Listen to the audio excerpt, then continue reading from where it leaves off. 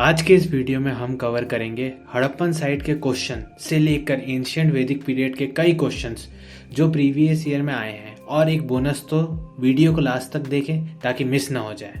तो question number 1 है, इनमें से कौन सा हड़प्पन साइट नहीं है? बिल्कुल सीधा एंड प्रिसाइज क्वेश्चन है। हिंट ये है कि ऐसे साइट जिसमें कॉपर प्लेट के ऊपर डिजास्टर या क्राइसिस हैंडलिंग के इंस्ट्रक्शन लिखे हों। वीडियो को यहाँ रोकें और क्वेश्चन को ध्यान से पढ़ें। रेडी? करेक्ट आंसर है ऑप्शन सी, 100 गोरा। सबसे पहले गलत ऑप्शन को एक बार देख लेते हैं, फिर ऑप्शन सी करेक्ट क्यों है उस पर आते हैं। ऑप्शन ए, बी और डी गलत है क्योंकि कोटडीजी, दिसलपुर और चनहुदड़ो हड़प्पन साइट है। कोटडीजी का मतलब है फोर्ट्स ऑफ द डॉटर। ये और चनहुदड़ो करंट टाइम में पाकिस्तान में, और कोटडीजी खैरपुर और चनहुदड़ो सिंध में है, इंडस नदी के बैंक पर। दिसलपुर भारत के गुजरात स्टेट में। अब 100 गोरा उत्तर प्रदेश के गोरखपुर में राप्ती नदी के तट पर स्थित है। 100 गोरा साइट में कॉपर प्लेट इंक्रिप्शन मिला है जिसमें लिखा है famine relief measures, food grain storage and granary management के बारे में। इस साइट को मौर्य काल का माना जाता है, प्री अशोकन। तो ये हड़प्पन सिविलाइजेशन पीरियड या एरा का साइट कैसे हो सकता है? चलिए नेक्स्ट क्वेश्चन की तरफ बढ़ते हैं। क्वेश्चन नंबर 2 है कि निम्नलिखित में से वैदिक आर्यंस का क्या रिलीजन था? हल्का सा हिंट ये है कि ऐसी चीज जो हम देख, महसूस और सीधे बातचीत कर सकते हैं। वीडियो को यहाँ पॉज करके क्वेश्चन को ठीक तरीके से पढ़ें, उसके पश्चात आंसर दें। डन? जैसे कि मैंने हिंट में कहा था, वैदिक आर्यंस जो थे वो इंद्र, अग्नि, सोम, वरुण, पृथ्वी और नदियों में विशेष रूप से सरस्वती जी की पूजा देवी देवताओं के रूप में करते थे। क्यों वैदिक आर्यंस ऐसे करते थे? कारण शुरुआती वैदिक लोग मुख्य रूप से पशुपालक, पशुओं को पालने वाले थे जो धीरे धीरे एक कृषि प्रधान समाज में बदल रहे थे। उनकी पूरी आजीविका और उनका खुद का अस्तित्व पूरी तरीके से पर्यावरण पर निर्भर था। तो उन्हें अपने चारागाहों और शुरुआती फसलों के लिए बारिश की जरूरत होती थी, गर्मियों और फसलों के विकास के लिए सूरज की जरूरत होती थी और पानी के लिए नदियों की जरूरत होती थी। चूंकि ये प्राकृतिक शक्तियां जीवन की तत्काल जरूरतों को पूरा करती थी, इसलिए उन्हें देवी देवताओं का दर्जा दे दिया गया। वे उन्हीं चीजों की पूजा करते थे जो उन्हें जीवित रखते थे। इसलिए करेक्ट ऑप्शन है सी, worship of nature and yajnas. ओ, और यज्ञास का मीनिंग है यज्ञ पूजा जिसमें बलिदान चढ़ाना शामिल हो। क्वेश्चन 3 सीधा है, धर्म और रीत का सेंट्रल आइडिया क्या है? इस क्वेश्चन के लिए कोई हिंट नहीं है क्योंकि फिर ये क्वेश्चन और इजी हो जाएगा। वीडियो को यहाँ पॉज करें और स्टेटमेंट्स पर ध्यान दें। दोनों स्टेटमेंट करेक्ट हैं, तो आंसर हो गया ऑप्शन सी। अब हल्का सा ऐड करूंगा यहाँ पर, रीत जो है वो पुराना है धर्म से।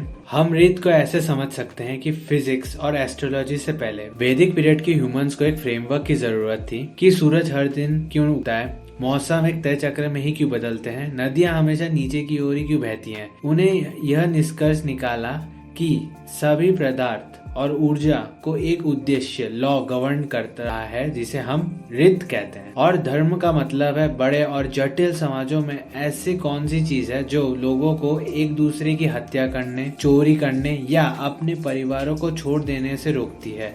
उन्हें एक यूनिवर्सल मोरल कोड की आवश्यकता थी। धर्म मानवीय आचरण का सर्वोच्चम नियम बन गया। वीडियो पर बने रहें क्योंकि कुछ स्पेशल आने वाला है। क्वेश्चन 4 पूछ रहा है कि कौन सा रिवर अर्ली वेद्स में मेंशन्ड है। हिंट है कि लोकेशन जहाँ एंशिएंट वैदिक पीपल पहली बार सेटल हुए थे। वीडियो को यहाँ पॉज कर लें। चलिए अब सीधे आंसर की ओर बढ़ते हैं।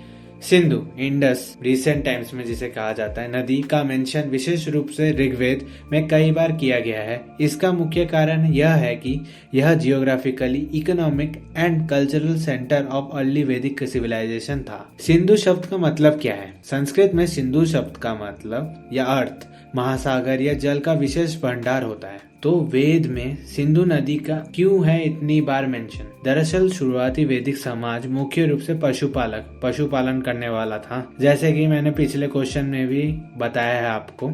तो सिंधु नदी के विशाल उपजाऊ मैदान पशुओं के चढ़ने और पानी के भरोसेमंद सोर्स थे जो उनके सर्वाइवल एंड प्रोस्पेरिटी के लिए अत्यंत महत्वपूर्ण थे। तो करेक्ट ऑप्शन हो गया ए।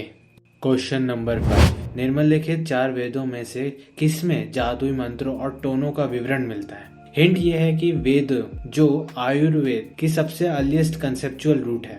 वीडियो को यहाँ पॉज करें और करेक्ट आंसर को अपने दिमाग में सोच लें। हो गया? पहले 3 वेद, जिन्हें अक्सर त्रिविधा या थ्रीफोल्ड नॉलेज कहा जाता है, हाईली एरिस्टोक्रेटिक हैं। इन्हें प्रीस्टली क्लास एंड नोबल लोगों के लिए डिजाइन किया गया था ताकि वे अश्वमेध जैसे भव्य यज्ञ और बलिदान संपन्न कर सकें। इनके विपरीत अथर्ववेदा आम लोगों के रोजमर्रा के रिलीजन को रिप्रेजेंट करता है। यह उनकी दैनिक चिंताओं से जुड़ा है, जैसे रोगों का इलाज करना, राक्षसों को दूर भगाना, फसलों की रक्षा करना, किसी प्रेमी को अपना बनाना या किसी राइवल को न्यूट्रलाइज करना। एक और चीज, अथर्ववेदा को 2 मुख्य प्रकार के जादू में बांटा गया है। पहला है अंग्रेज जादू, काला जादू, जो श्राप, शत्रुतापूर्ण मंत्रों और शत्रुओं को हानि पहुंचाने पर केंद्रित है। दूसरा है अथर्वर्ण जादू, सफेद जादू, जो उपचार, समृद्धि और शुभ परिणामों पर केंद्रित है। अब स्पेशल बोनस की बारी। Are you ready? Question number 6 है आज के टॉपिक्स और उनकी एक्सप्लेनेशन का एक amalgamated question. But do not worry, अगर आपने आज की वीडियो अच्छी तरीके से सुनी है तो 5 सेकंड में ही आंसर आ जाएगा। वीडियो को यहाँ पॉज करें क्योंकि क्वेश्चन बहुत ही बड़ा है। तो वीडियो को यहाँ पर एंड करते हैं। अगर आपको कुछ नई जानकारी मिली या पुराने किसी टॉपिक का रिवीजन हो गया हो तो लाइक करें, अपना आंसर कमेंट करें एंड करेक्ट आंसर आपको नेक्स्ट वीडियो के कमेंट सेक्शन में पिन मिलेगा। तो सब्सक्राइब करें नेक्स्ट वीडियो के लिए। धन्यवाद।